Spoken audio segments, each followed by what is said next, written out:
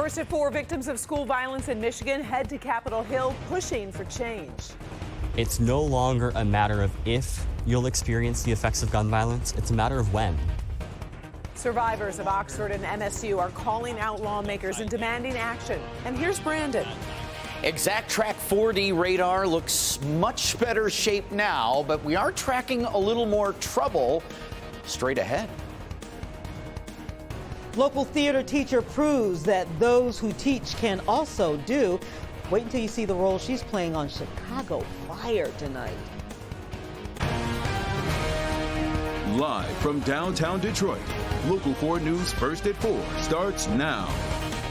Good afternoon. I'm Karen Drew with a live look at downtown Detroit. Take a look. It's been a gloomy day in Metro Detroit, but that could be starting to change. We have seen a little bit of a mix of rain, snow, and wind gusts of 40 miles an hour. Brandon Rue standing by with that Exact Track 4D radar. How are we doing right now, Brandon? Better, Karen, and Exact Track 4D shows the progression of that Wednesday wintry mix moving on out. That being said, roadways are going to be still a little slippery here for the next hour or two, but you can see everything is moved through with a cold front, and that is what has whipped up those winds a little bit. You can see just a little bit of leftover moisture here through parts of southern Ontario.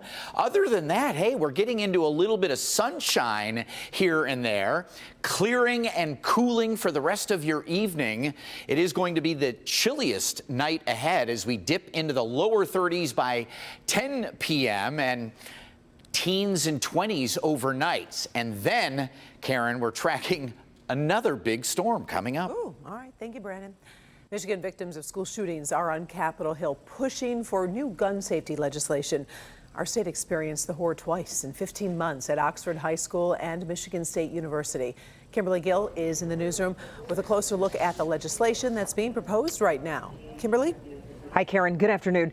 The students were on Capitol Hill at the invitation of Michigan Congresswoman Alyssa Slotkin and Massachusetts Senator Ed Markey.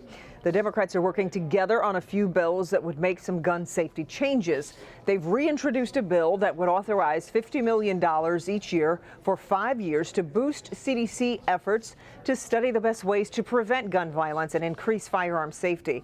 The No Crime Left Behind Act would prohibit the transfer of a firearm for 3 years to anyone who's been convicted of a misdemeanor involving a weapon. And the Pause for Safety Act would require a 1-week waiting or cooling off period before a person could receive a firearm. A student who was on the MSU campus during that deadly shooting last month says it's time for lawmakers to act. I wish that these tragedies happen less frequently, but as the news of Nashville on Monday showed, this is becoming more of a normalized part of life in the United States. And it's kids and students like me who are paying the price of the inaction of DC politicians who are, frankly, in my opinion, scamming us. What we have in front of us is a choice. Do we, as adults, want to step up and do something to fight the biggest threat to our children? Or are we, at this point, willing to ignore the greatest threat to our kids? New gun regulations have been hard to get through Congress. Last summer, President Biden signed the first new legislation in 30 years. It encouraged red flag laws, expanded limits on gun ownership for those convicted of domestic abuse, and expanded background checks for people between 18 and 21 years of age trying to buy guns. The NRA opposed that legislation. We will keep you posted on this new round of proposals. But for now, Karen, we'll send it back to you for more news of the day. All right, we appreciate it. Thanks, Kim. Well, more than a month after 3 students were killed on the Michigan State campus, the university has revealed its plans for those buildings that became crime scenes. Berkey Hall, for example, will remain closed into the fall of this year to allow some time to decide the best course forward. But part of the MSU union will reopen next Monday, April 3rd. For now, the union's food court will remain closed. Therapy dogs will be in the building to offer support as people start to return to the building. Macomb County man who served more than 7 years behind bars for a crime he did not commit was really emotional today as he talked about his release from prison. I want everyone to know. 62-year-old Mac Howell was convicted of a 2014 armed robbery over in East Point, but the case eventually fell apart. New evidence showed Howell was physically incapable of committing the crime. An expert testified Howell had been misidentified and a new serial robbery suspect was located. At times, Howell was at a loss for words. Did you maintain hope while in prison? And if so, how did you do that or not?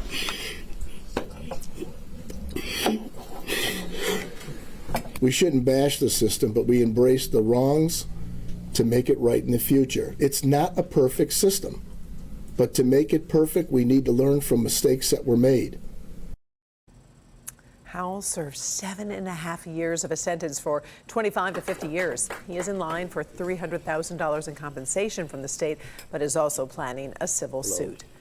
Several community groups are gathering tonight to search for a suspect in a home invasion and sexual assault of an 80-year-old woman on Detroit's west side. She was attacked Sunday night in the area of Memorial Street near the Southfield Freeway. Activists are offering a $1,000 reward for information leading to an arrest. The groups will be meeting tonight at 5:30 at the Greater Burnett Church on Schoolcraft Road to canvass the area. Also, Detroit Police Chief James White will offer an update on that case. That happens at 4:30 in about 25 minutes, and we will have new information for you in a live report when you join us at 5. Well, there's some new debate over how long a looming tax cut should last for Michigan taxpayers. Right now, state revenues are running high enough to trigger a reduction in the state income tax. It would drop from 4.25% to 4.05% under a Republican-sponsored law from 2015.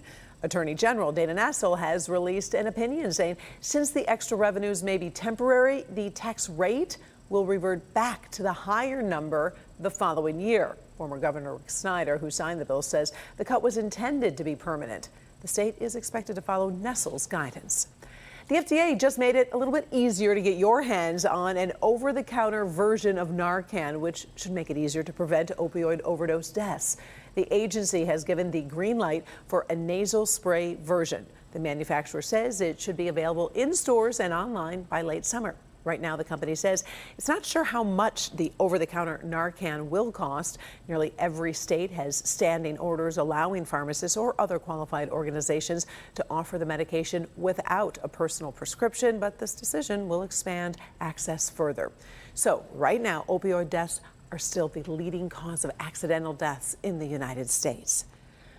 Many of you might daydream about starring maybe in a television or a movie. Today, we met a local teacher who's living that dream and also helping others who want to make it to Hollywood.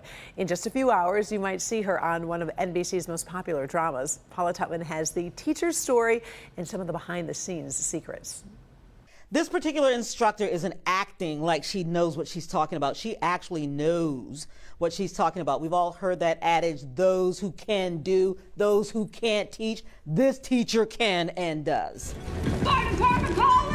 On Chicago Fire. Help, over here! It is intense. The character, Lori, is running the blood drive. A fire breaks out, and her sole goal is to save the blood. But the firefighters want to save Lori. End scene. Cut. Okay, so basically what's going on in this scene is what? To Oakland University, where theater teacher and visiting lecturer Mila Govich explains what it was like to actually shoot that scene. It's jumping through fire is something I have never done, and it was just a blast. And they have the fire, like, it's like as if a gas fireplace is all the way around the baseboards. They raise it just, and are you comfortable? Are you comfortable? And if you're not, go down on one knee at any time and shout, fire out, and we'll turn it off. They gave her a stunt double. She did her own stunts. They created a wig and everything so that she would look like me, but because I was, pretty fearless and just wanting to jump in all the time, they never had to use her. A working actor, Mila is always auditioning, always getting parts, big and small. Fault in Our Stars, Three Rivers, Hung, Batman versus Superman. I was saved by Superman. I'm like on the, and I'm a gif of some sort. Rolling and action. And always imparting what she knows to future actors and actresses. Come on, we're not those people. Just say yes. So then what do you have to do as a result when there's a change in the scene? She can relay information to us that we wouldn't have access to pretty much anywhere else. Today at Oakland University, she is fine-tuning auditioning skills. How did he do with the adjustments? Critical to getting the part, the audition is filled with technical skills and nuance. I got cast in a dinner theater in Marshall, Michigan, so I'm heading there for the summer. And then before then, I'm going to New York City in April for Showcase. hopefully I'll get an agent there. High hopes. I think it's fabulous because I'm walking the walk, and I don't know how many theater professors that are teaching on camera are out there walking the walk. We need to save the pool! We're talking about Chicago fire. Check your local listings. You don't have to check. It's actually right here on Local 4. Paula Tutman, Local 4. And end scene. Thanks, Paula. You can see Chicago Fire tonight right here on Local 4. It is a big night of drama, starting with Chicago Med at 8 p.m., then Chicago Fire and Chicago PD. Also, join Devin Skillion and Kimberly Gill for Local 4 News at 11 with your very latest news, weather, and sports.